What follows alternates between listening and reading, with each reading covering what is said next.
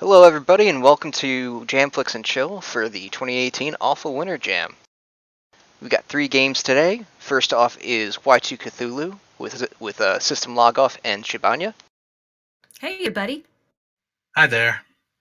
And then we got the Purging of Darkstorm Cave by Blank with Gigs. Woo!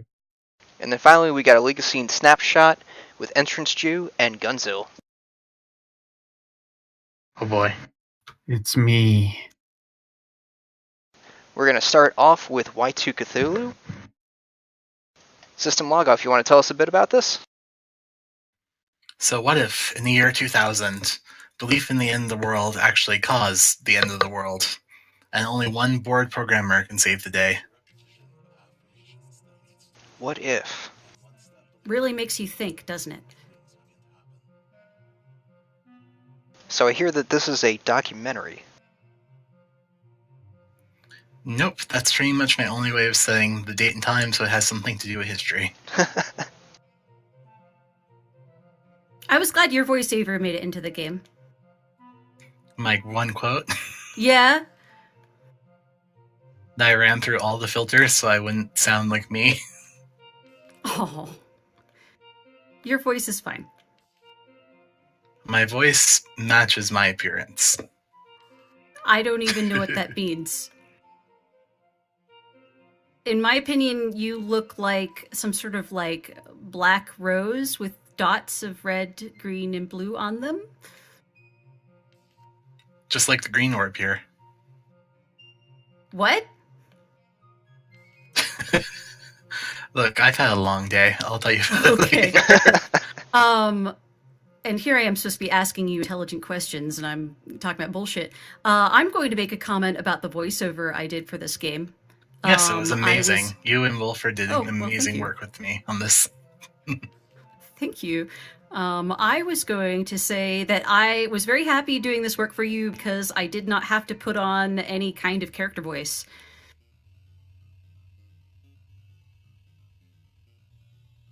I'm going to go ahead and attack. John was very right about what these menus needed. What did he say? I've been very bad. I haven't caught up with the Gong Show yet. He said that there really should be something behind those menu options. They stand out more. Ah. And I took the time to add more help text as well, so... I like that. So you made all these enemies in Blender, right? Yes, and they were rendered out as 64x64 images and scaled down. And then this is a pixel shader? Oh, fudge. I already unlocked everything. Whoops. Well, it looks like my public build has all the abilities unlocked from scratch. The streamers are going to really enjoy that. I'll go ahead with this one here, which is the only one unlocked. Right. Yes, exactly. Well, looks like I have to make 1.3 after all. So, I recorded the attack shouts separately from the attack descriptions so that I could get all the shouting out of the way. And so that was fun, except for the pizza one, which I had to do joined. But SystemLogoff, did you do any changes to the audio in this version? I haven't seen this version yet. I made the audio bouncing a lot better than what it was originally in my half panicked get everything done mode. I see, because I was a little sad when I was listening because it was like, wait, my shouts are not very shouty. Yeah, now you actually have shoutiness, so it's Yay! Because it's like I was really shouting in real life. Those are genuine shouts, bespoke shouts. Also, small improvement on the UI as well, adding a small border behind look and move to make them stand out more.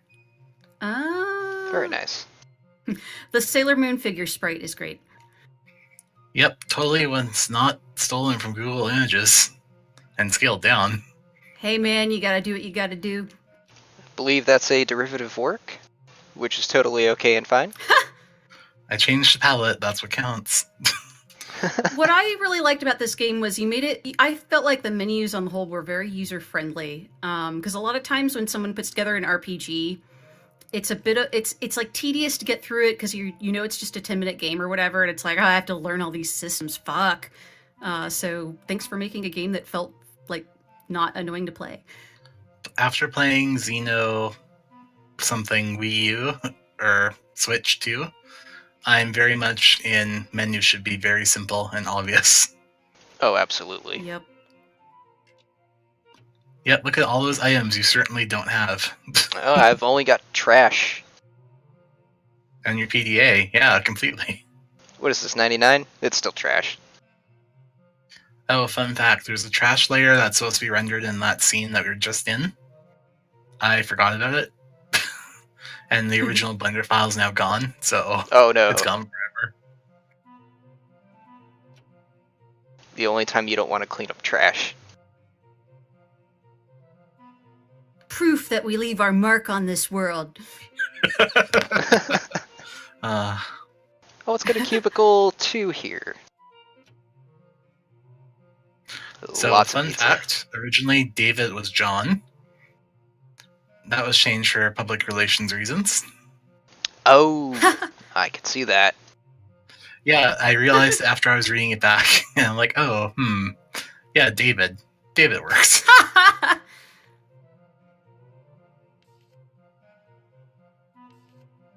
I feel like I should be asking more intelligent questions, but I'm just enjoying seeing this game. This game is just a real treat to look at. Oh, It's so while slightly fuzzy. That's why the sprite is slightly fuzzy when you use it in battle, too.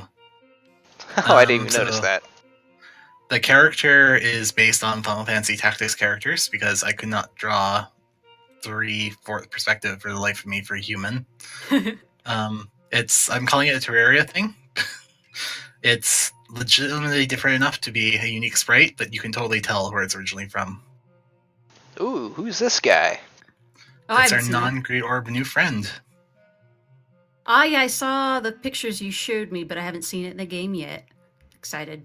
Because I have not played your new build because I'm waiting till after I judge to play it, so my memory doesn't get fucked.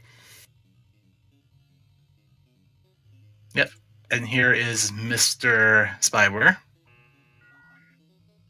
So what was the rationale behind making the player wait 3 turns to use the special attacks? Because I felt like it almost would have been better to let the player just jump right into them, because it's like, that's what we're all here for anyway. Totally not biased because you did voices, but... but yeah, no, I agree. The reason why is that originally there was a Paper Mario style action battle system here, Ah, okay. Okay. and then time kind of got in the way. It has a habit of doing that. And I underscoped this game, and I still felt crunched. Well, because I wasn't even asking because I were like, oh, special attacks, hear my voice, but it's like, it's a bit repetitive, the start of each battle. Yeah, I know what you meant. I'm only poking a little bit of fun. Oh, one thing I improved in this version as well. All of your shouts happen during the actual animation of the attack. Very nice. So it'll show the purple Pretty good screen, timing. you'll say the first part, and then it'll switch over properly. Awesome. And did you pick different takes for this one? Because I felt like I heard a different take, but it might have just been having the sound rebalanced. Nope, sound rebalance. No different takes for this that one. made a big difference. Oh, you level up in this version. Oh, Oh, nice. EcoBuns writes in the Twitch chat, I love hearing Xibanya ask serious game dev questions and scream pizza at the exact same time. Well, when pizza's on a bagel. You can have pizza anytime. And that was in the sound files. It could have been in the Yep. game. Yeah, I wouldn't have So mind. tempting. Because what I did was I got in the booth and I just recorded everything in one session, snap, snap, snap, one right after another. I was very busy and I did not cut up the audio for SystemLogoff. Poor SystemLogoff, who's very busy with the game jam. And so I just sent him like a 10-minute long web file or something. And so it has all of the random sounds that I made in the booth, warming up and fucking up and otherwise.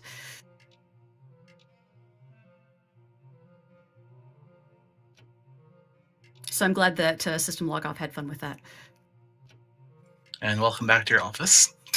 Had to make sure there wasn't something secret back there. Oh, believe me, time permitting, there would have been a bit more. The fountain's looking nice. Oh, it's Oh, very yes.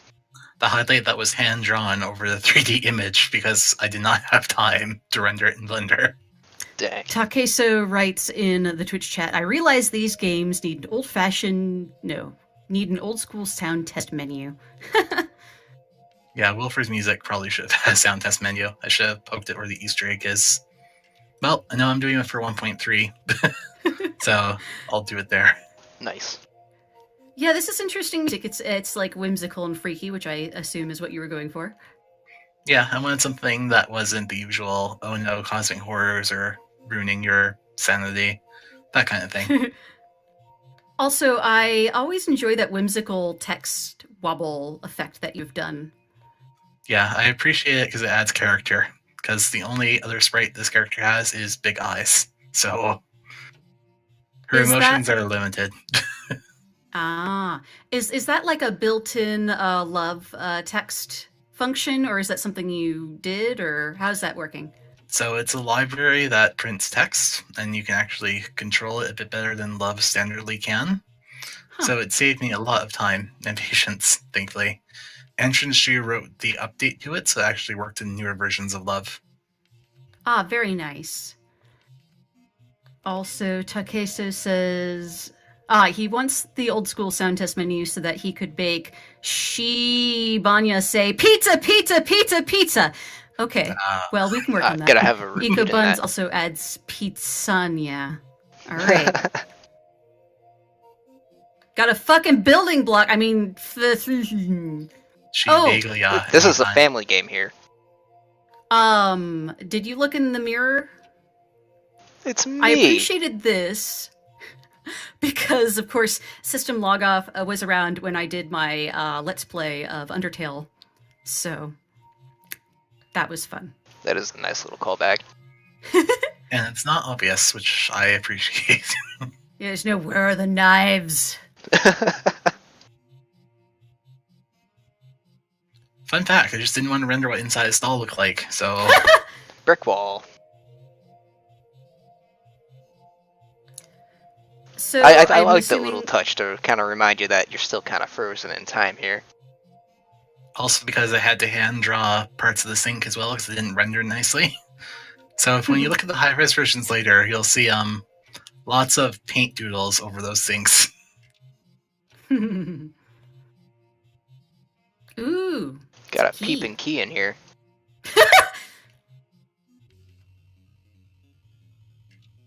I forget what someone called him, Father Key, in Discord when I showed it.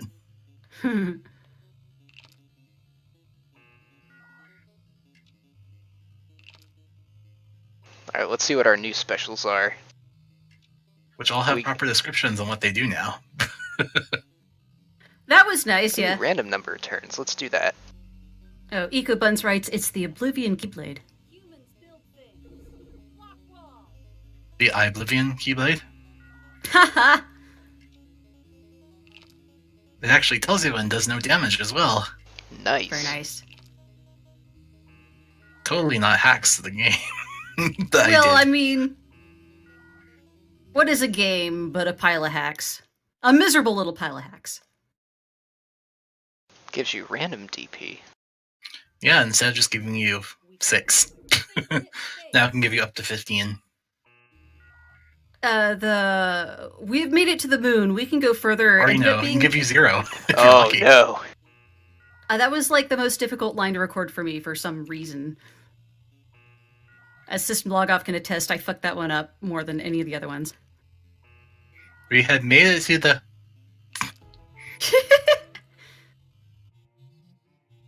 Level up. We need to be battle smart from here on out. Yeah, this is where I died the first time I went through the game. So I'm doing a bit better this time around. So, fun fact, the player stands in the same spot in each room unless she's over something. And Holy then I move shit. her slightly. I never noticed that. That's awesome. Now I'm going to never not notice that. Womp womp. There's puns everywhere in this game. Well, I mean, I always love a good pun. Alright, I think we're all done here. So let's go to the lower stairs. Yep, this looks like a normal office building. This was my most hastily rendered picture. Public domain magic circle. Hell yeah. Pink overlay over it. Add some glow. Yep, totally. Completely works. Looks fine to me. Seems legit. Alright, so last time I played, I clicked on this one up here. But Do they all do the same thing? Do they all do the same thing? Yeah, they all do the same thing. Yeah. Oh, okay. Well, pick that one then. Eco Buns writes, that was Xibanya's recording booth. That's right! Oh, and here's islandbeach.jpg from public domain pictures. Yeah, but this picture, more than anything else in this game, makes it look like an early 90s, like, point-and-click adventure game. I think I can almost see the Photoshop filters that were used to make this. There's only one.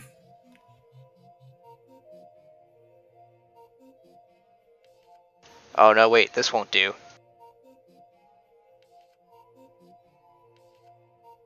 Uh-oh. Yes. Ah, Cthulhu. He's I just so was nice. not pronouncing his name right, was I? I was probably mispronouncing it the entire time. You never asked me for retakes. You did pronounce it right. I'm just I saying did? it's a cute version of Cthulhu. Oh, because I thought you said Cthulhu, because I think I've heard some people say that, but I'm like, it looks like Cthulhu, or is it Cthulhu? Fuck if I know. Fun fact, the book says how to take over the world. Oh shit, I never noticed that before. Oh yeah. Also, Cthulhu sitting in a 4-polygon chair. Is that what it is? High tech. For some reason, my mind glossed over that, and I thought he was coming out of, like, a Mario pipe. I can kind of see that now, actually. Like, I didn't parse that as a book, I parsed that as the lip of a pipe. I don't know why. When I first saw this, I thought he was sitting at a table, like doing his own little like D&D game kind of thing, and she's just standing on it. Why is the shine on his eyes darker than the whites of his eyes? Because I was in a hurry. That seems fine. DG asks, where'd cute Cthulhu come from? Very Octodad. It came from Blender and me panicking trying to model Cthulhu in 2 hours. And get that room finished and the final boss battle done.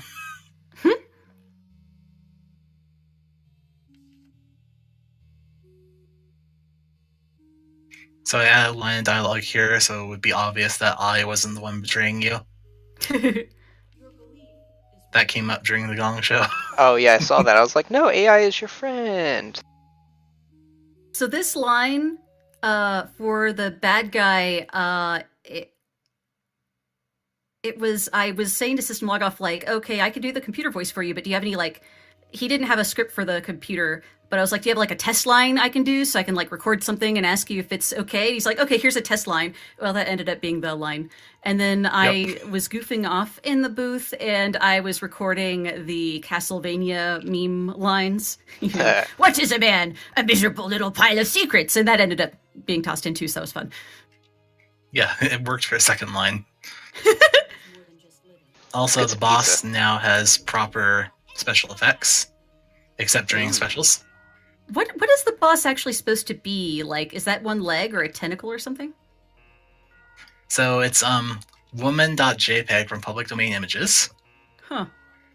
with that monster face I drew pasted over her. So she's Very actually nice. taking a step there. You can almost see her heel and the leg behind it. Oh, now I see it. I did not parse that as 2 legs before, and now I see it. Also use skeleton key, just so I can see a new effect for it.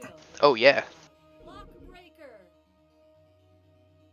Shields are down. Wilfur writes, fun fact, the theme before the boss battle is a re-instrumented portion of the low part of the main theme. It's pretty cool. Ooh, that leitmotif.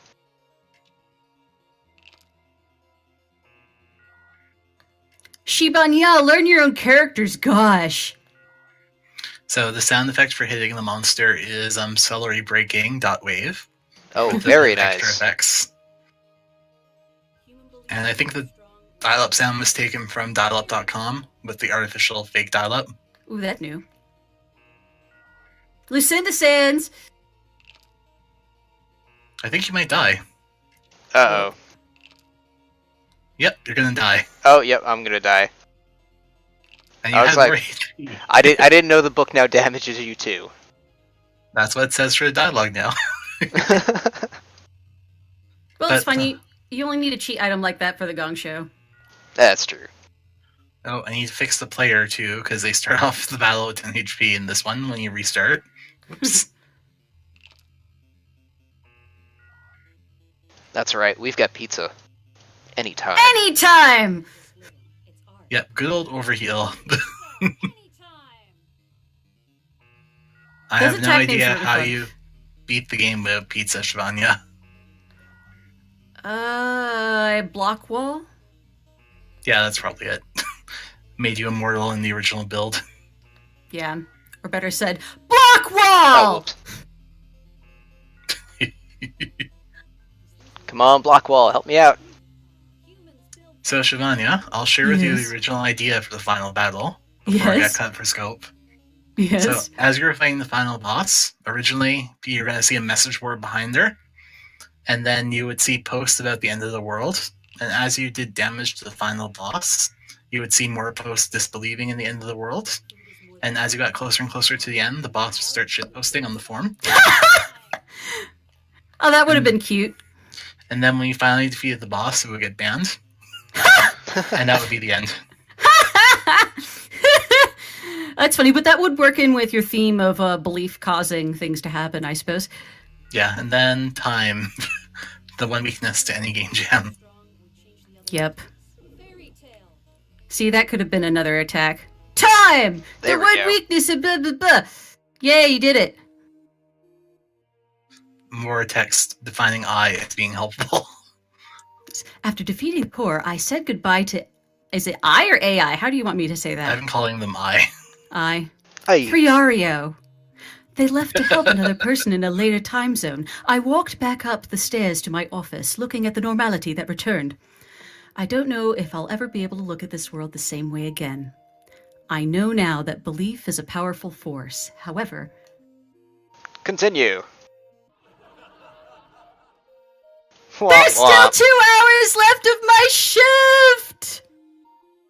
Whap, whap, whap.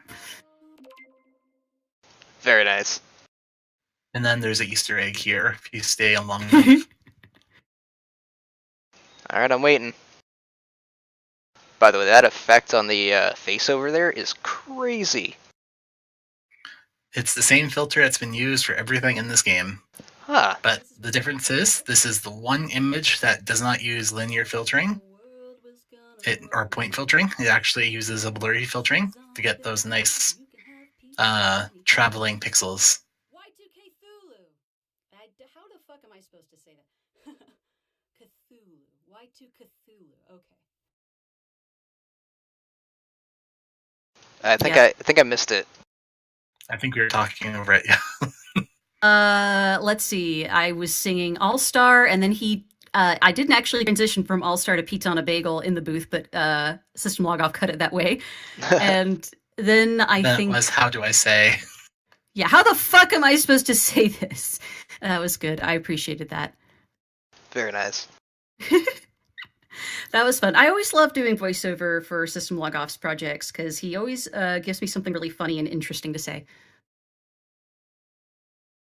I think this is the 3rd game for which I've done voiceover for SystemLogoff. I think so. Unfortunately, the first one I felt really bad because I totally procrastinated and did not get him VO in time for Life is Simply Unfair, although I did get it to you after the jam. Hey, you but the were other ones replaced by a robot for the first version. and Mihai did a good one for that one. I'm a person! A person! So unfortunately, I don't have this on the Mixer stream, but everybody on Twitch can see some screenshots of the higher res renders from your game. They're beautiful. Right now, we've got up how to take over the world with the Cthulhu. Yeah, I switched over to Twitch so I can just talk about them. So yeah, here's Cthulhu's model. As you can see, it's very high polygon. Here's the one cheap effect that I used for the one small scare in the game. Oh no! Actually, let me go back and forth between these real quick. It's kind of a cool transition between the two. The office is cool. It's got a lot of stuff going on it. It does. I want to have personality when you walk into a haunted tentacle room.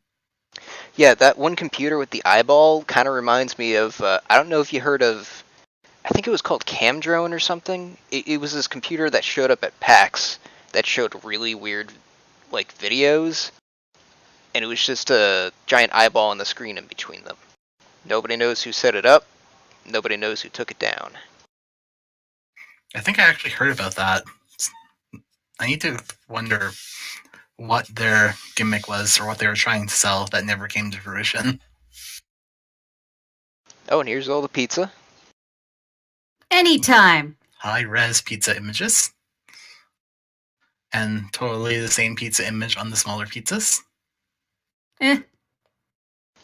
Oh, yeah, that's definitely emboss. Nope, that is glowing edges. That's it. That is very nice. Oh, yeah, that bathroom, though. What's great is I'm watching this on Twitch chat, so I'm like 15 seconds behind whatever Dieting Hippo's actually looking at. Yeah. So yeah, you can see where I painted on shines and highlights and things because I couldn't get Blender to render nice enough and when it's scaled down. So there's all my hand-painted color on those sinks. I mean, the fact that you get Blender to do any goddamn thing at all is impressive in my book. Blender's not that hard. Oh, you need to help me sometime. Anyway, EcoBuns writes in the Twitch chat, something cool that could have been added to the game would be the reference, so the creepy images on the Game Boy camera for the time period. Wait, did I read that right? And here's the hallway with the trash layer. And yeah, that would have been cool EcoBuns.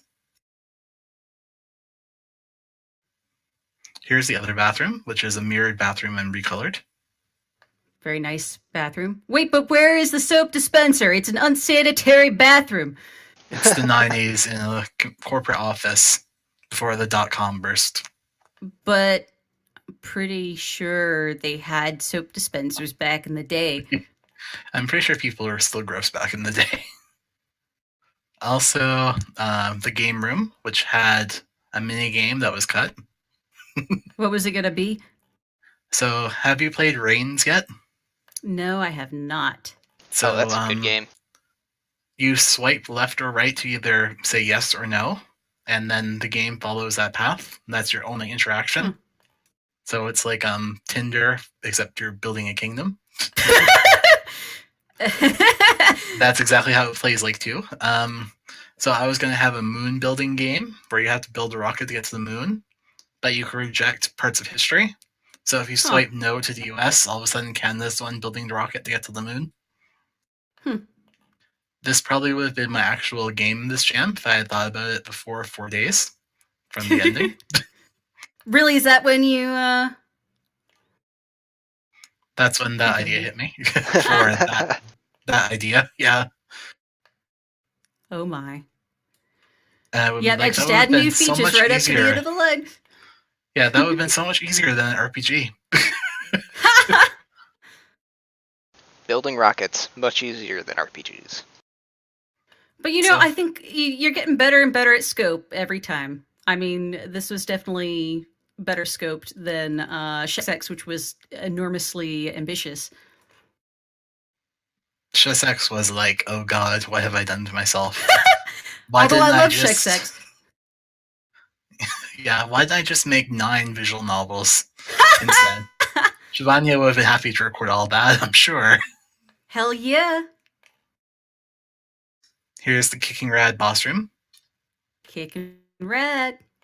Oh yeah, you can really see one of those faces a lot clearer now. Fun fact, she is a punch card programmer from way back in the day when they were first coming around. Ah, nice. I don't have any other history besides that. She was just the first punch card programmer I found on Google image search. I am slightly a horrible person. Congratulations for being the first search result. Gotta get that SEO, man.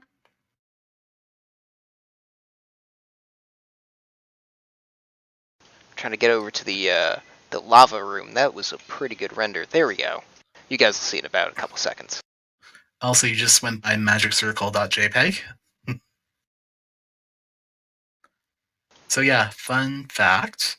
Almost all of the stuff on the fountain was redrawn in Photoshop, including the glow, the highlight lines, some of the lava bubbles on top. It just wasn't rendering nicely, so I drew it instead. Nice. Making all the pretty stuff work. I love that fountain thing.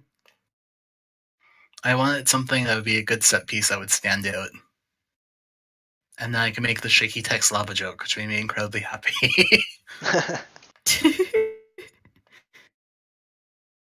Oh, back to Cthulhu. So, fun fact, the reason why this game's palette is kind of cohesive is that I'm using Dawnbringer's 32 color palette. It's a really useful thing. Yeah. I expanded it with a few more colors because I kind of needed some for what I was using. But it's a very good palette for keeping you on focus and keeping things cohesive. Yeah, I've used it before too. I'll have to check that out. It's always nice having a limited palette to kind of just keep you in bounds. If I have too many options, I just freeze. And my plan worked, so we ended just on time. Cool. Excellent. Well, hey, thank you very much for coming on. That was Y2Kthulhu. Thank you very much for hosting this. It's great that you're showing off other games from the jam. Oh, thank you. Yep. Oh. Thanks, Dieting Hippo. This is always and a before you neat go, event, and thanks Xibanya, for letting me participate. Yeah? Thank you for always coming on, Thank you Xibanya. again for the audio. What did you say? I'm just talking over everyone. Sorry Oh, about okay. that. Thank you again, Xibanya, for all your voice acting. It's always amazing. It's And always a thank you pleasure. again, Wilfer, for being there for music. You always do awesome work. Heck yeah. Even if I sometimes drop like a request on you at the last second. You know. Anyway, I'm done. Thanks again, guys. All right, thank you very All right, much. Good night, folks. I gotta take off now. I got some important business to do. But thanks for joining, and I'll see y'all around. Catch you later. Thank you so much for helping to co-host. Always a pleasure. And on that, we're up to our next game, The Purging of Darkstorm Cave by Thank.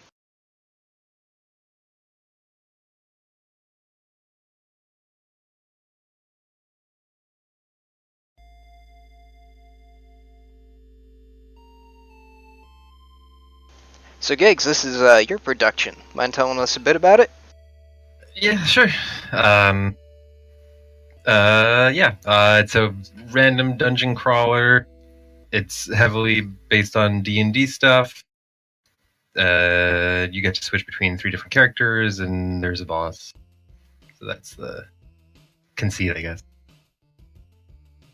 Oh yeah, no, this is a crazy trippy effect here. Yeah, I heard reference to some effect when I was watching some Giant Bomb thing, and Matt Rory mentioned the moire effect, and I looked it up, and then it ended up fitting, I thought, the idea behind it. It's hard to try and visualize how to, represent being outside of time or space or whatever. Anything that looks trippy is probably a good idea. Yeah. Alright, so let's see. Who's my random guy this time? I do like that it's just a random name each time you start. Did you pull them from a list? Last jam, Bonerman mentioned, I think it was Bonerman mentioned, like a Markov chain generator, and I had no idea what it was, and I looked it up, and I thought it was really cool, and so ever since then I was thinking of, like, oh, I should write my own, that'd be fun. But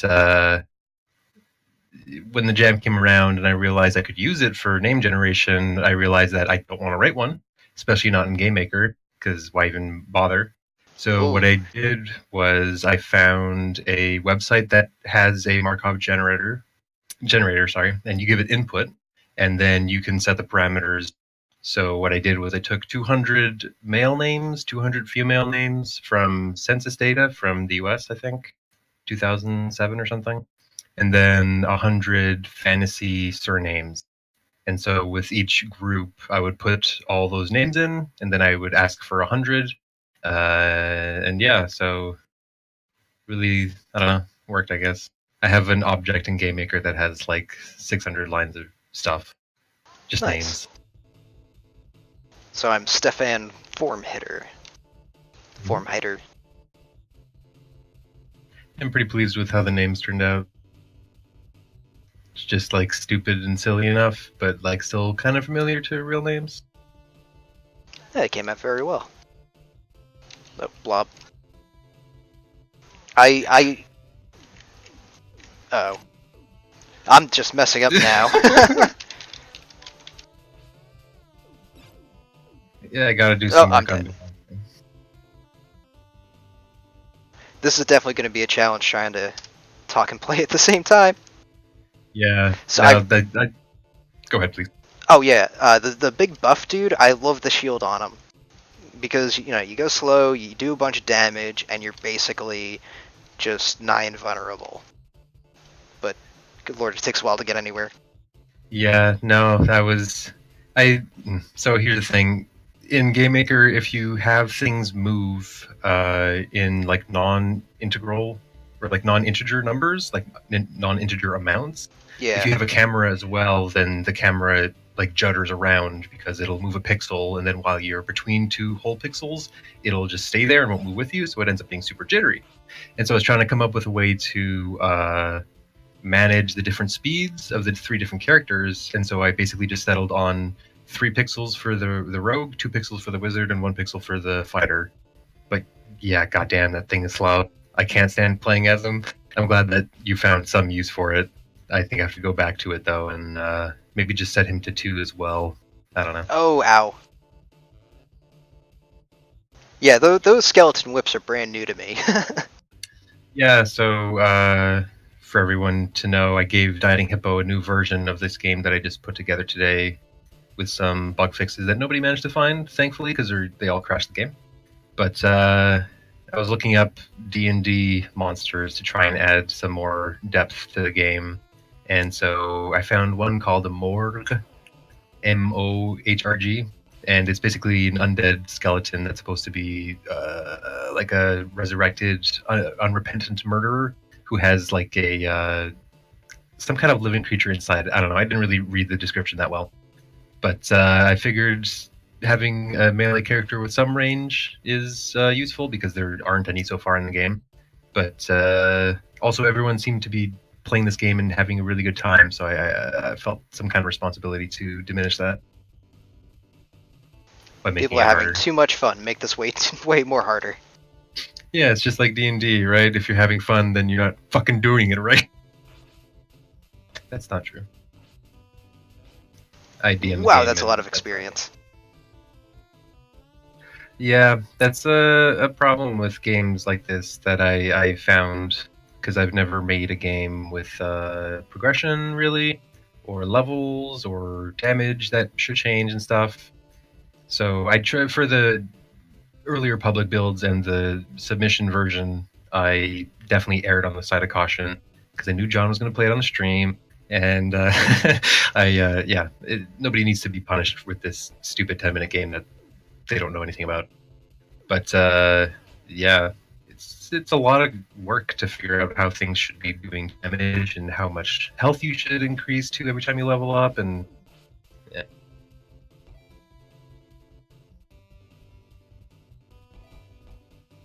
Yeah, the first time I was going through, the beholders were really scary to me. And then I learned how to just face tank them. Yeah.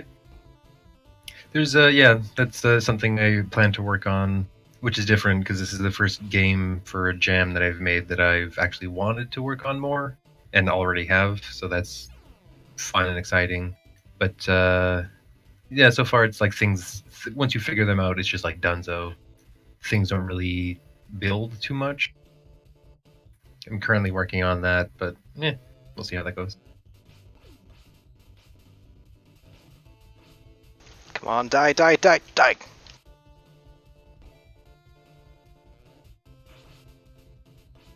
Have you beaten we this go. before?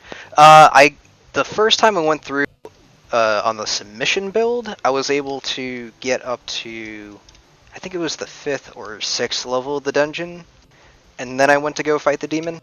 Mm-hmm. Do you Wow, it typically hits for clear a out lot.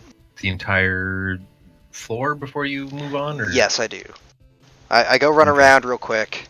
That's why I really like the rogue, for just zipping around. Mm-hmm. And it's a really nice balance, because it's just, you know, so tiny and weak, but you get around where you need to. There we go. I am definitely not going to go to the demon's lair yet, because I think I watched John do it on the stream, and he went way too early. Yeah, sure. I can beat this game just straight up from the start, just rush to the demon guy, not even killing any enemies. Dang. But I also made the stupid thing, so I guess that's expected. Oh yeah, he gets to know where all the attack patterns are and everything. God Yeah. damn those whip guys.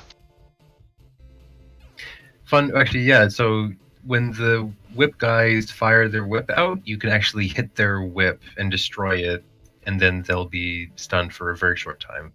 What? Kind of a dangerous gambit, but yeah. Oh, there we go. DG in the chat asks, was there a plan to have a death-like enemy if you stuck around too long? I wasn't really planning for taking too much time, but I was trying to think of something. Actually, no, that's a lie. I absolutely was thinking of that. Originally, this game was supposed to be from the perspective of the person who wrote down the story, who originally was going to be following you in the dungeon, just to have a little sprite behind you or whatever. And so this thing would be told as a story to an audience. So the idea was that there would just be a timer, or like a bar that runs across the screen above the UI that ticks down. And so if you took too long, if you grinded too long, then it would empty and then you would just lose. But I changed the story, and then there was no time constraint in the narrative, so I don't know. I definitely have to think of something to keep people from grinding for too long, though. Because it's possible to get to level 20, and once you're at level 20, you can basically one-shot everything, including the boss. That's how I like it. Oh, crap. Yeah. It's not an RPG until you can completely max out all your stats. Yeah, no, that's fair. I'm going to do a bit of healing, go kill Beholder, and then I think I'm going to go take on the demon right away. I think you can do it.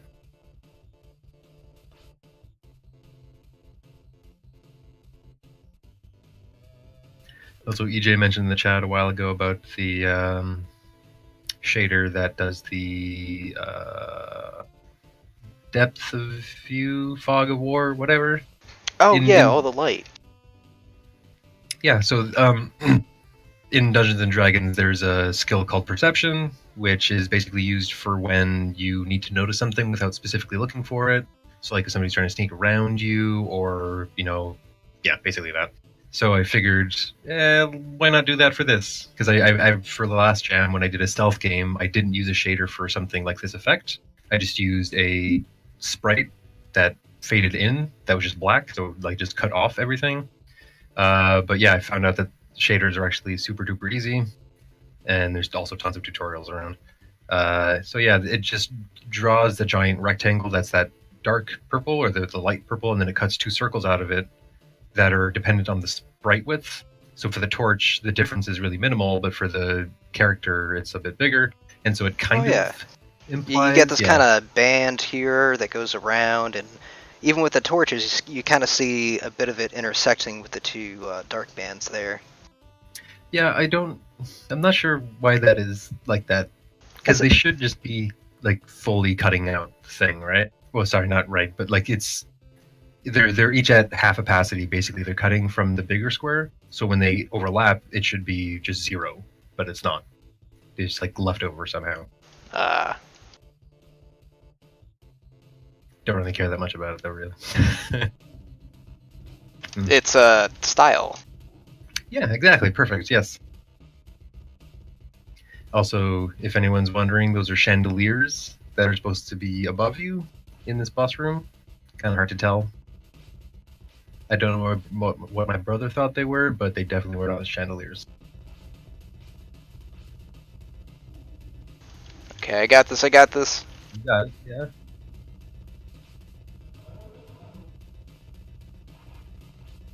Ooh, nice. Had to quickly toss up the oh shit shield. Mm-hmm.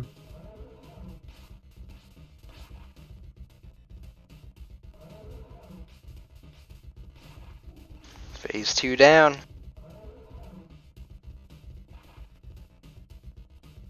Been considering making this boss fight harder. I'm not sure though. The Shadow Spirit guys, do they only attack side to side? Yeah. Yes. Okay. And there we go. Last hero is Cedric E. Staff.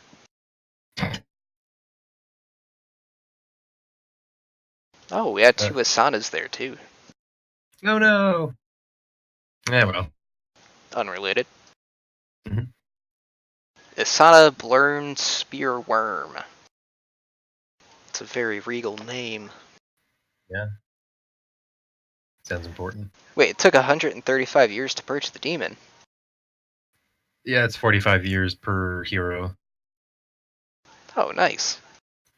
Yeah, because the narrative is like 450 years was what it was, and so I figured 10 lives is, the cutoff or something. EcoBuns also asked, is level 20 the max level you can make a character in Game Maker? That seems to pop up a lot. I don't know. I don't use anything built in Game Maker if I can help it. I just use code blocks for everything. And I also don't use built-in variables, so if there is a level variable, then I don't use it.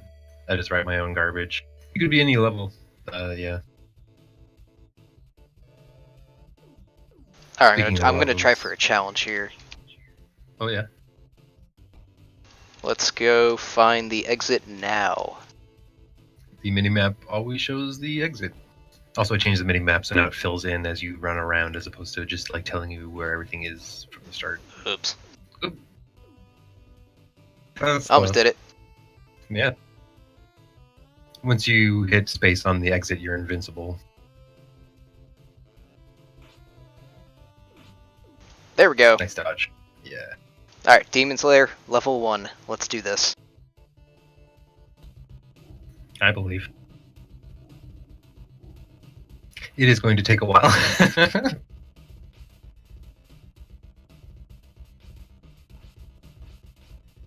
Come on! Die, you stupid spirit guys!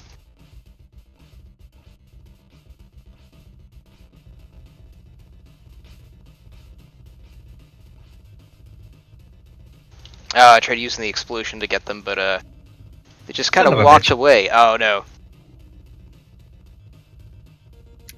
No, that's bad too. Yeah, the pathing in using GameMaker's built-in pathing doesn't work great. And so I had a bug early on where a friend found out that when he got to the boss fight, one of the Ooze Knights just walked through the wall and fucked right off. And he couldn't kill it, so he couldn't get the boss to open his hand, and then that was just like a soft lock or whatever. But yeah, I've done everything to keep those sons of bitches in the walls. But now there's a failsafe at least where if they aren't touching the floor, then they just die. But it's a real pain in the butt. Don't understand it. At least they're staying put now. Mm-hmm.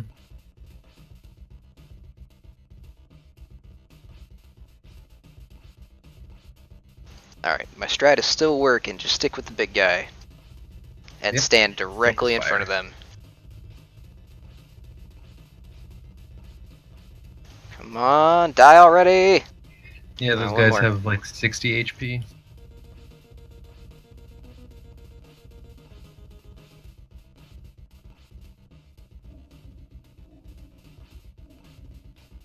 Hopefully that gets some extra damage. Nope. Should do. Oh.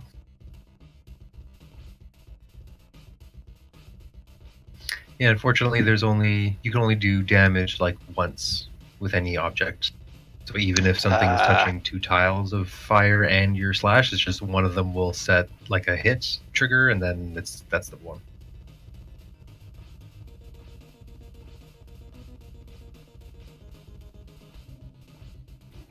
The boss, or this entire boss encounter is based... Oh, shit. Yeah, you really gotta watch out for that.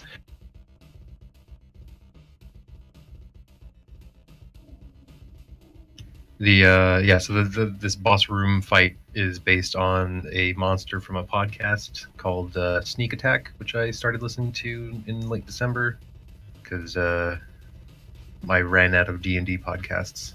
And there's a monster. It's in one of their little arcs where it's some rock thingy and I kind of ripped it off. I don't think that the people who run the podcast will give a shit, but maybe. Yeah, maybe a little bit. Yeah, but it's got like eyes in its hands, and it's very strong, and it controls oozy things. Although in the D&D podcast, it's only 2 things at a time. Actually, it's one that gets split. There's a whole thing with Dungeons and Dragons and splitting things in half when you use slashing attacks, and if they're made of jelly, which is what I did with my things in the like those jellies, those red jellies. I almost got that other one. Oh my god. Yeah, it's not great. I know I got this. He keeps leveling up. Yeah. Should remember to heal as well. I don't even remember how I set up the HP to change when you die and respawn. I think it's just been restarting at a 10.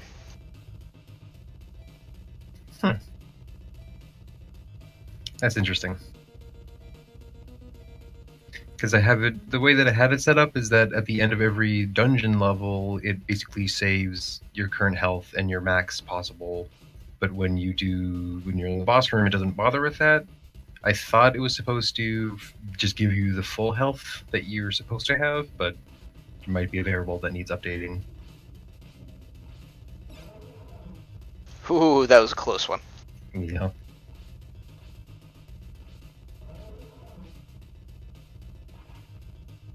Gotta get some HP. Heal me up, heal me up. Yeah.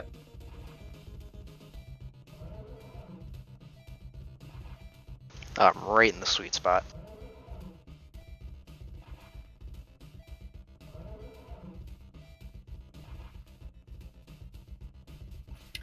So I guess I'll rant about the Namco 163 for a little bit. Oh, please do. So, yeah, I've used it in the past or whatever, and I've seen a lot of good uses of it on like the Famitraco forums and stuff when I used to be active there before they switched and everybody stopped posting. But the conceit is that you get to add up to 8 channels of FM synth stuff where you can draw the wave, and there's a lot of control, and it's really cool. Except that there's some huge goddamn drawbacks when you're trying to rely on it to be your like melody or like main audio profile. I don't know music terms. Like if you're trying to get some chords out. Yeah.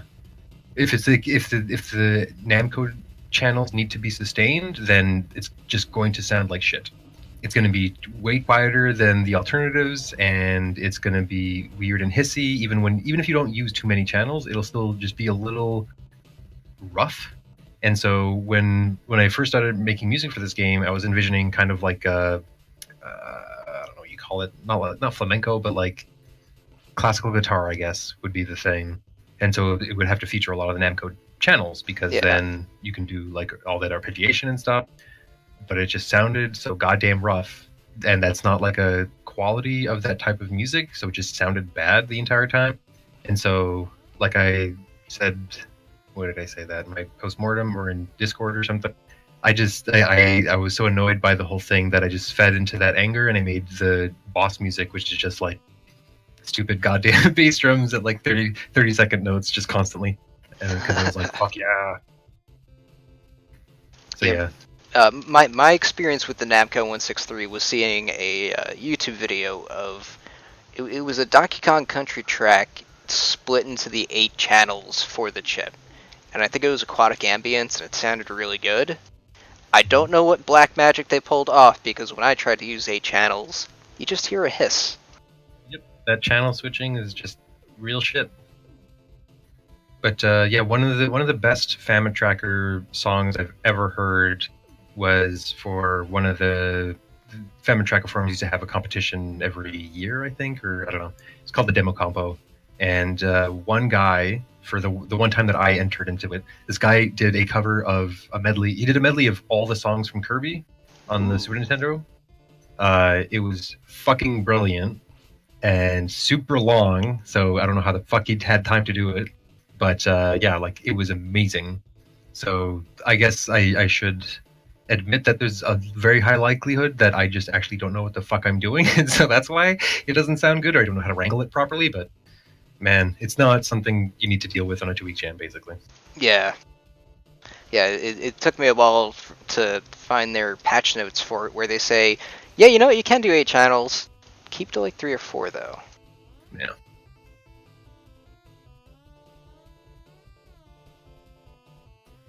I animated the torches in this update. Very big saw deal. that. I like that. It's just a little, it's like just a little blob of yellow and light orange moving around. Mhm. You really get a nice kind of wind effect with that. Yeah, my brother didn't know what the hell they were supposed to be until now. Yeah, my first time through, I didn't even notice the torches right away. I just thought that as I was exploring areas, they were starting to become lit. Mhm. And then I noticed some areas I hadn't been to were also lit, and I was like, oh, okay, it's just regular torches then. I thought it was just placing them up on the wall somehow, and I hadn't figured out the control yet. Yeah, no, that's fair. The funnily enough, when you fire the fireball as the wizard, it works like a light, where it'll run through the fog of war and light up the space that it's in.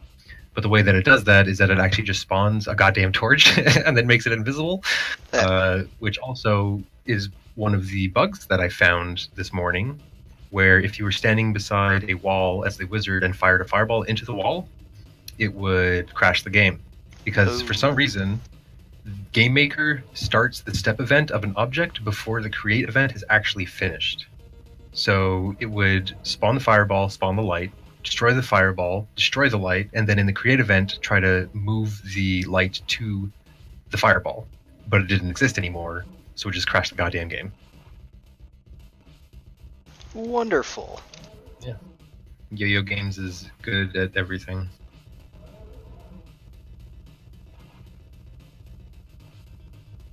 Alright, I think I got it. Woohoo! Woo. Nice. Took quite a few more people this time around.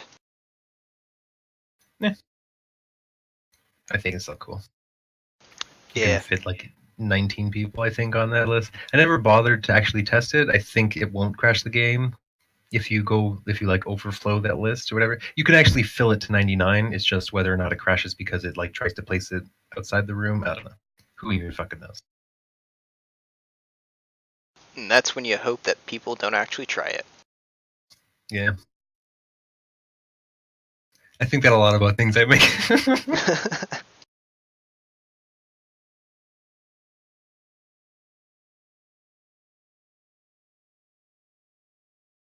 Alright. Wait, Bra Mowry? I think, yeah, that works. Alright, that's good. That's a good hero name. Mhm. Good daytime TV hero. One of the people when I was testing was named Dame War, so I thought it was pretty good. Nice. Also, the word shite is in there as a surname for some reason. That wasn't in the input. I don't know how the Markov generator just came up with the word shite, but it did. So, small miracles. Mistakes into miracles. Well, that's it for Purging a Darkstorm Cave. Hey, Gigs, thank you so much for coming on to talk about it. Yeah, thanks for doing this again. And next we're going to have on Oligocene Snapshot with EntranceJew and Gunzil. Oh boy. Oh boy, oh boy. Hello.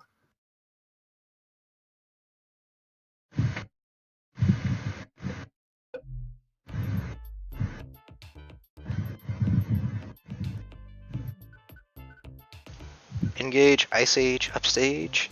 Oh, select Engage. Okay, there we go. So, you passed the hardest test of this game. Phew. Yeah, I saw that on the Gong Show. It took a while for John to get that. Well, there's 2 places you can click. He also skipped the intro that I made for him. Oh no. Wait, can I go back and see that, or? No, you didn't skip it. It was skipped on the Gong Show. Oh, dang. Yeah, the one thing that I did like about this whole menu was how cohesive it was. The one thing that I wasn't able to fit into the game was how this is supposed to be on your digital camera that you use in the game. I did notice during the here I'll start a loading screen now. Get right into the game. Hyper digital camera. That's the device I'm using. I suppose. Yeah. you named it. I did. I just typed something in, and then there it was. Oh, I didn't realize we spawned Polaroids in the final build. Tasty. That's an option. Yeah. You can turn it on. I know you turned it and turned it off, but I made it an option instead of just removing it. Yeah, it makes sense. Like, there's something kind of nice about it, but I guess, I don't know. It's also nice to just be able to take the pictures. Wow, there's some stuff happening on those Polaroids. What is this thing? A pachyderm. Yeah, so I believe the way we went about creating most of these models was just Googling different weird-looking animals, some of which were actually from that era that's very hard to pronounce, Oligocene. Oligocene. Yeah, and then we just kind of spitballed stuff. A couple of them came out of an older models folder. Like these amazing gremlin people. I love the DeVito chew.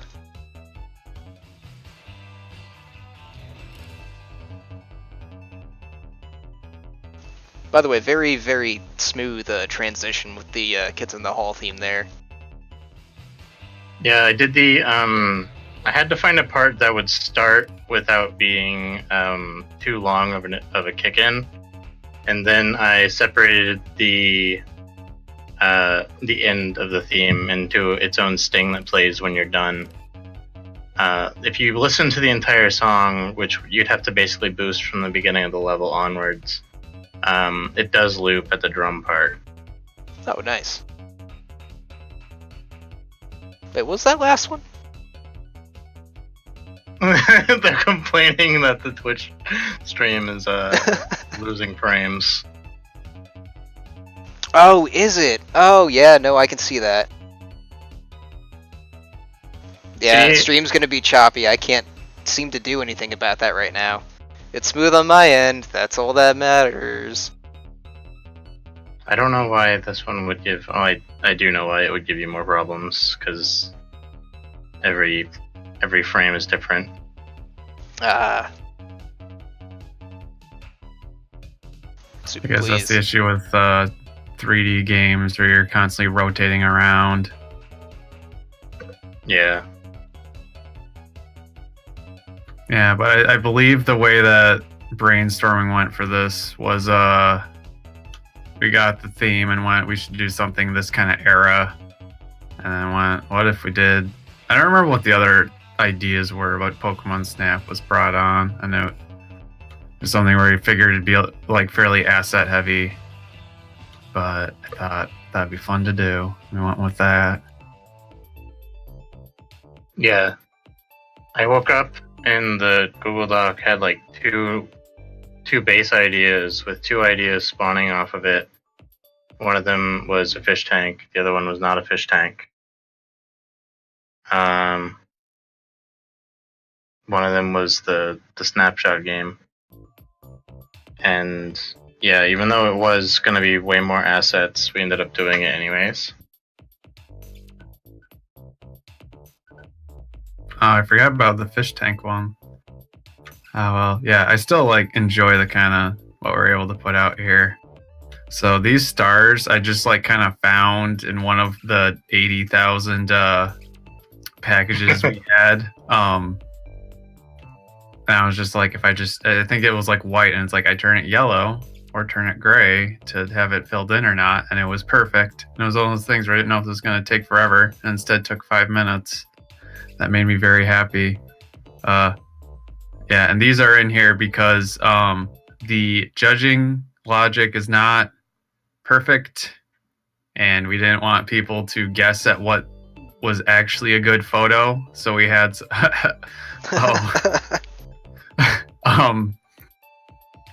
thank you, Mysterious Shadowy.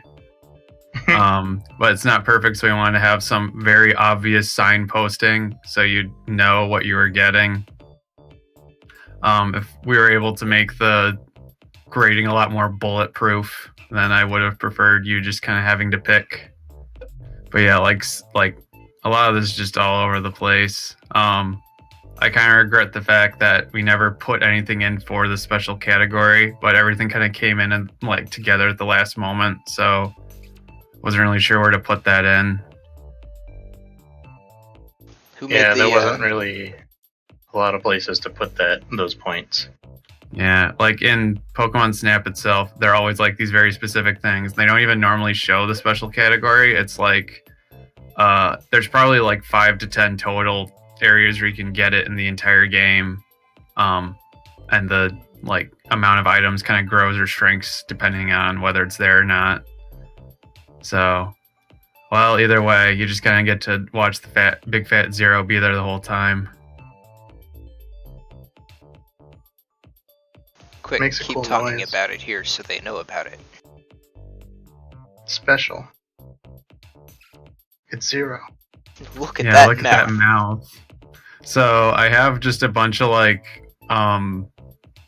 random garbage, he says, that are kind of based on different like portions of the picture.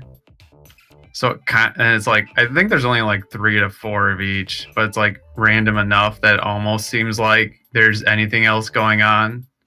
But it's basically like, are they facing the camera or not, and how big are they? With the like collider determining, like mapped onto the picture, determining how big they are on the screen, which usually is accurate, but not always. Oh, I got nothing for this one. That was a It's nice just apple. apples. Yeah, I kind of wish I could have had a bit more fun flavor text where he kind of yells at you for shitty pictures. I did put in a warning, or him getting mad at you for coming up with no pictures. Ooh. But I think I'm going to have to try that in a second. After I'm done here with the end around totals, I'm going to try to restart the game and see if I can get it to be not laggy.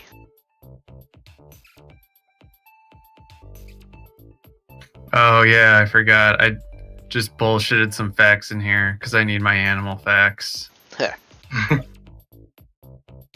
I liked them. I didn't feel like changing any of them. I wanted to add more to it, but that just never didn't happen. Yeah, I tried to have at least one per animal, and like if we had more animal types, then that would have been all right. But I think we had like 5 to 6 total, so it was a little starved in that way. But yeah, I mean, we could have done kind of alternate versions of animals since we had the different skins, which I don't think really. Well, we were really rushing near the end. There wasn't a lot of like everything came together very late on. We did use a lot of different skins. I think we see at least 3 or 4 for all of them. Bungalow's colorblind, so some of them look the same to him. Okay. Well, some of them didn't stand out to the level theme so well.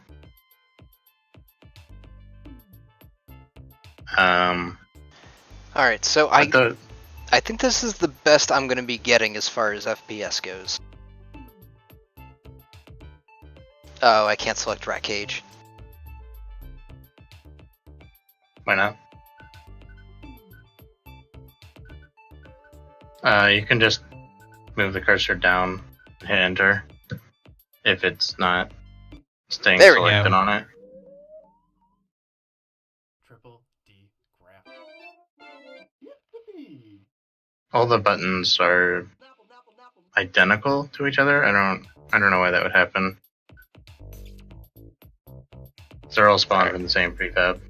But the Yeah. fact that we didn't have a lot of animals also influenced having the stars on them, because normally you'd pick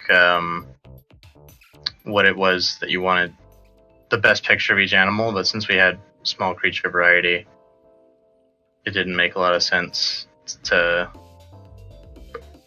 Wait, what is that out there? Is that like a beach ball or ornament? That's Bungalow's logo. Oh, You should... It's the mud that you're over with an apple. Just throw it straight down. oh, I saw the effect. Yeah, that's the thing that I added that made everyone's computer very upset with me. That's what I get for trying to make something look good. Thanks for making it look fancy. Also, this rain effect, it took a bit in order to cut it down so that it was believably in 64-ish, and also not way overdone in terms of ambient sound. Yeah. Because it came like with a bunch of like howling winds and stuff.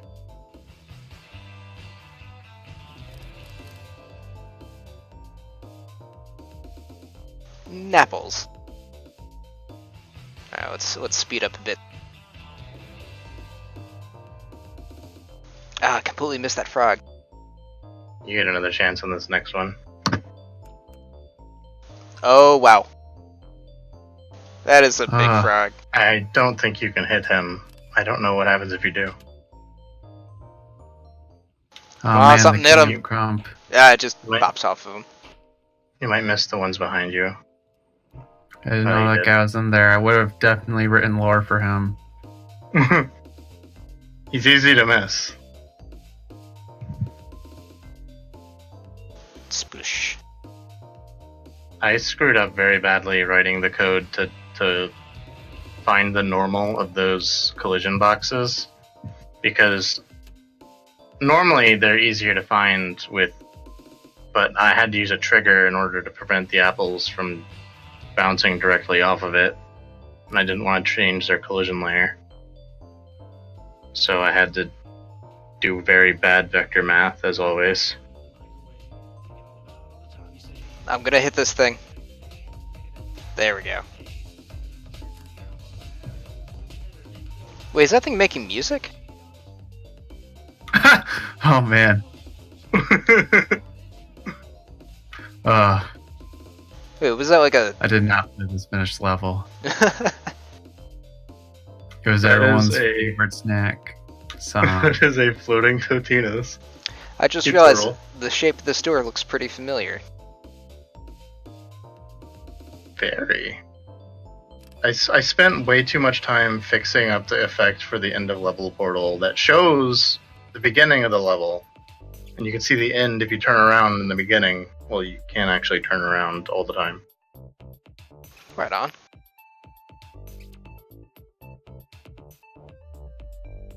Yeah, That helps. I spent too much time on those effects because they were supposed to be. You get like a flash of it when you end the level. That you do go back to the lab and you see the Get Out frog. So there was supposed to be this whole thing where you went through the portal from the lab, but there was not time for that.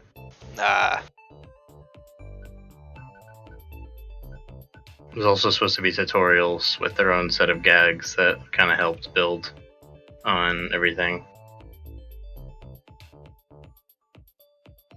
Alright, let's see what I got think- this time.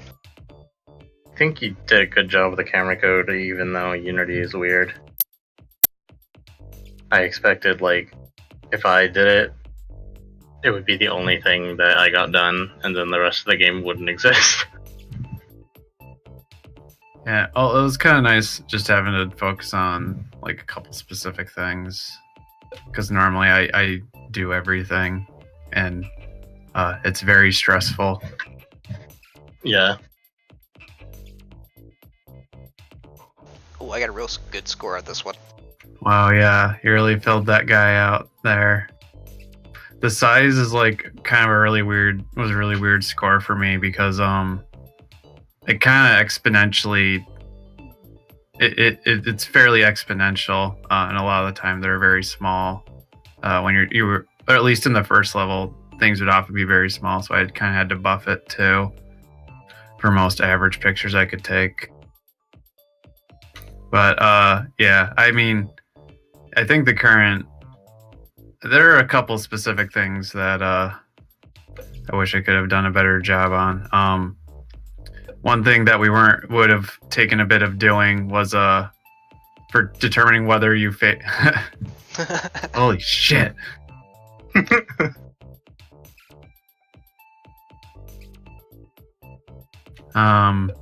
Did you follow like a rule of thirds with how they're positioned in the photo?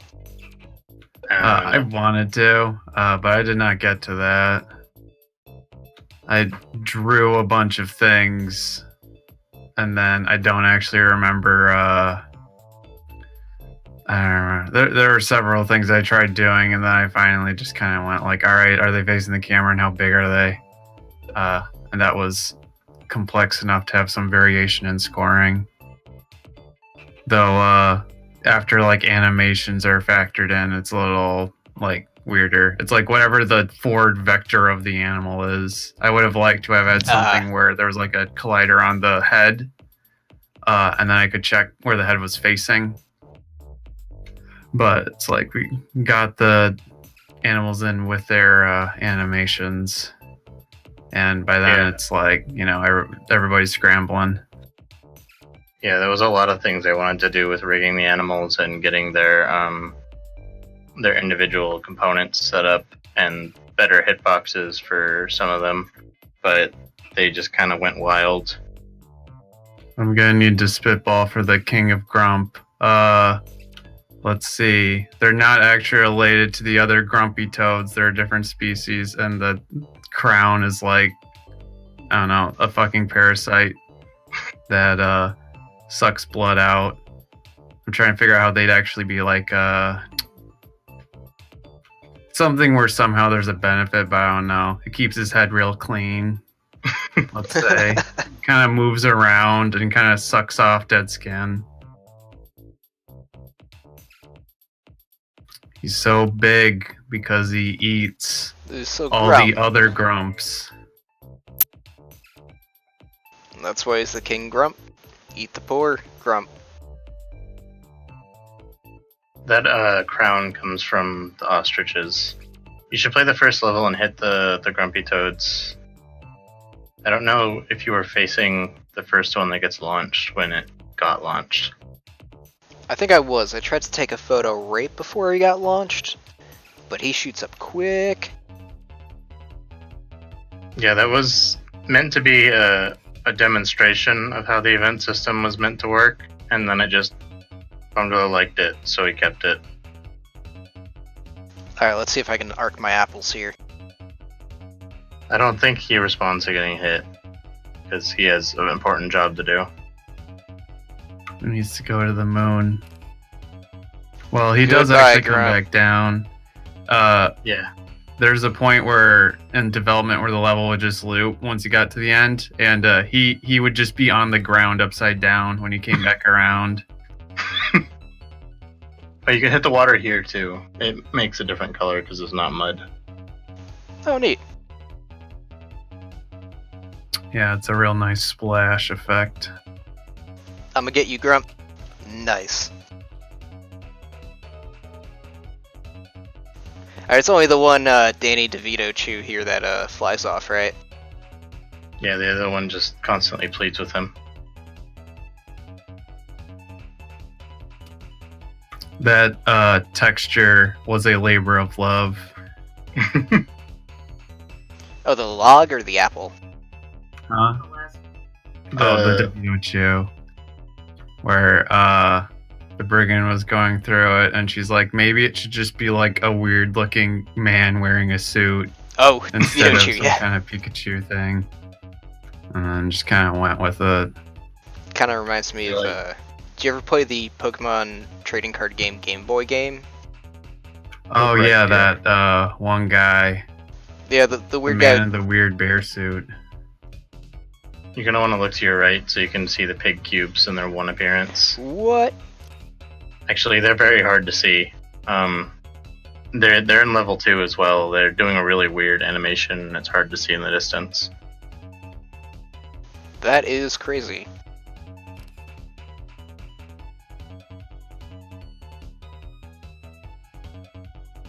Now we got some pachyderms here. Thought I had more to say about development. The music was good. I was glad to have it. I wish we had time for a third level because it falls short. Like, it doesn't meet the rhythm of you play one level, you want to play the next level. Usually like 3 or 5 is a good rhythm. You play Yeah. 2 and you're like, all right, where's the rest?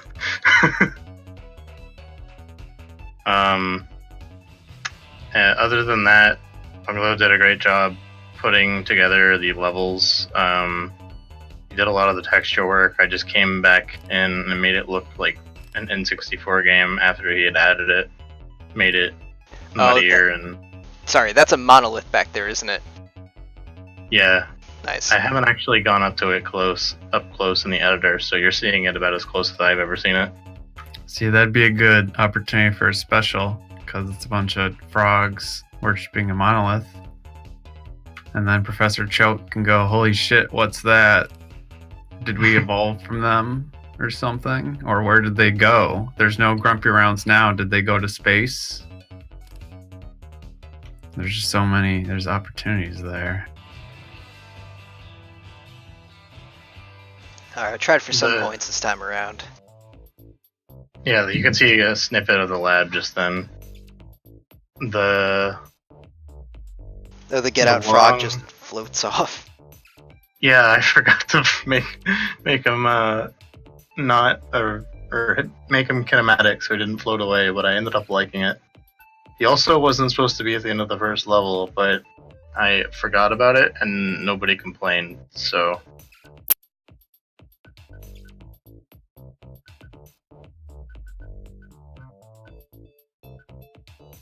That's a 1-star Yeah. of the frog? Jeez. I think he has a really weird collider.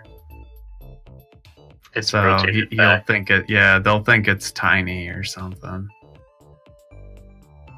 Yeah, Bungalow did the levels. He scripted the paths for the animals and the triggers and was constantly playtesting, which is having somebody constantly playtesting your game while you're making it is the best thing. That's pretty valuable. And just scripting everything. I threw in some scripts. We did experiments with the timeline animator instead of the regular animations, and that worked out. It kind of bit us a little because, like we had earlier, we couldn't set colliders and triggers on their heads. We had a lot of problems switching their actual animations with timeline animations, and getting those straight ended up being a little bit more annoying than you would want it to be.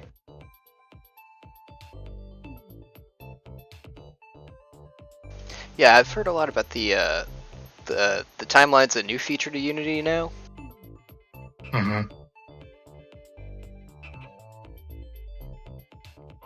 Oh hey, this wasn't too bad of a score.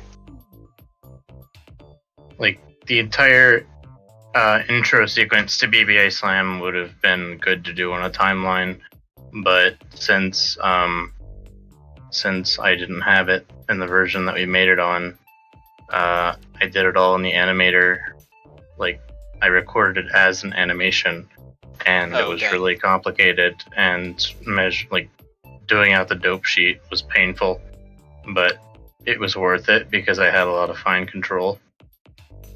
Whereas the timeline animator, you only have control over certain things unless you want to build a timeline controllable thing for whatever it is you're doing, which we don't have time to do. Yeah, I personally found most of the animation stuff in Unity pretty painful to use. Especially like for 2D sprites, because it's clearly meant for like 3D stuff. But as with all things, there's a $5 plugin made by the people that made Crawl that makes it way easier to work with if you're doing 2D animation specifically. Nice. To look into that because it's so dumb that like you have to animate every thing by changing the sprite value. Like, it makes sense the way Unity works, but in terms of being an animation, it does not at all make sense. Yeah. Like the fact that an animation can't be shared because the sprites it assigns are different. Yeah, the fact you have to have like an instance in game, which is fucking weird. Or like in the scene. But I don't know. It was like I was like fucking with that, and then I found it was like a $5 to $10 asset by the people who made Crawl, and it's like, here you go, here's a timeline. Just drag your things in here. It made the animation. This is how it should have been. And I'm like, wow. Thank you, Unity community, for making Unity like okay to use. Okay, I missed some questions. I'm sorry. The fast forward was added within the first 4 days of the jam, because if not the first 4 days, within the first week, because Bungalow needed to playtest the levels faster. And I wanted that to be a feature in case somebody didn't agree with how I tuned the game. Whether or not it was supposed to be Kids in the Hall shaped the whole time is up for debate, because I stayed up too late one night and I was making myself entertained.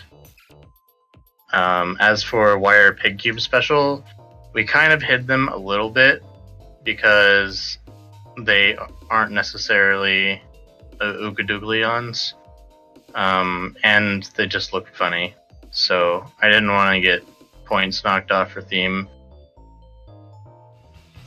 There wasn't that much thought put into it. It was more like, let's just not have them up front because they don't have a whole lot to them, and animating them was a little bit difficult.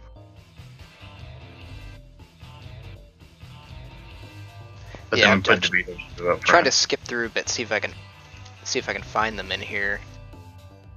If you do take a picture while in fast forward, it will be in black and white. You don't get any special points though. It does help one thing in the game though, and that's because all the colors are the same. It makes it easier for the image delta to say that your pictures are too similar. Yeah. There's a thing in here since you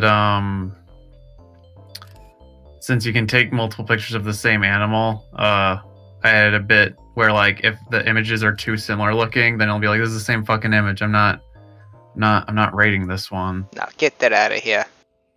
Get out of here. Though, so if you do a lot of black and white, you'll probably confuse the black and white ones. But if you do a color and a black and white of the same thing, then he'll think they're different, and you'll trick him. Tricky. Oh, I found the pig cube. Next to it, it's doing this weird walking animation over there. Alright, I'm gonna Kids in the Hall out of here.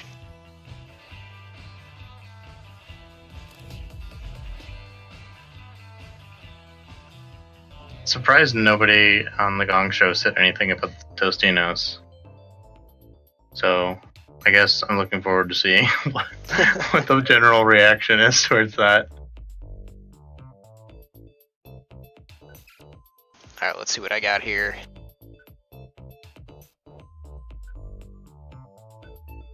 Ah, this is pretty good. Grumpy Toad. Pig cube, that one. This guy is upside down in some of these, so I'm gonna grab that.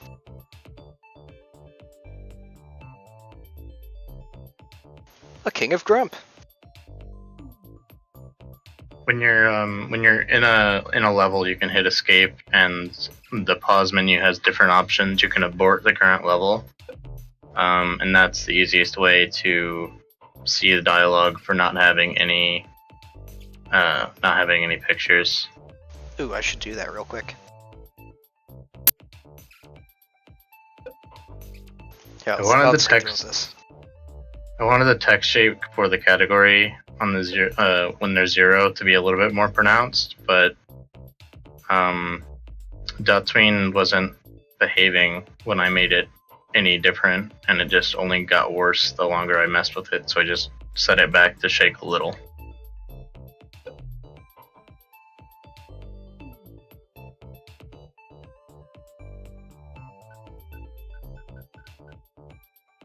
Alright, here we go. Gonna exit with no pictures.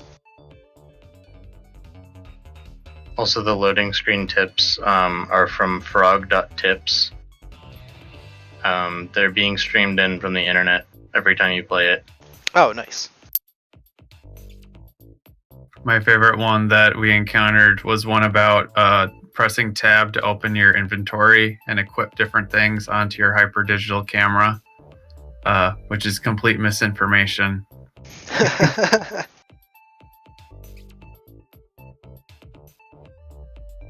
What was the point? I disappointed him. He's gonna choke you. He's gonna put you in the garbage. Oh no. Alright, well, that's Oligocene Snapshot. Thank you, EntranceJew and Gunzil, for coming on to talk about it. Glad to be here. And that's it. I'm always Oh, going to talk things. Always glad to chat. That's going to be it for Jamflix and Chill for the 2018 Awful Winter Jam. Thank you everybody that came on this week. I had a lot of fun chatting. Thank you again to EntranceJew, Gigs, and Gunzil for coming on today. Woo! No problem. Woo! Yeah. And I'll catch you all next time.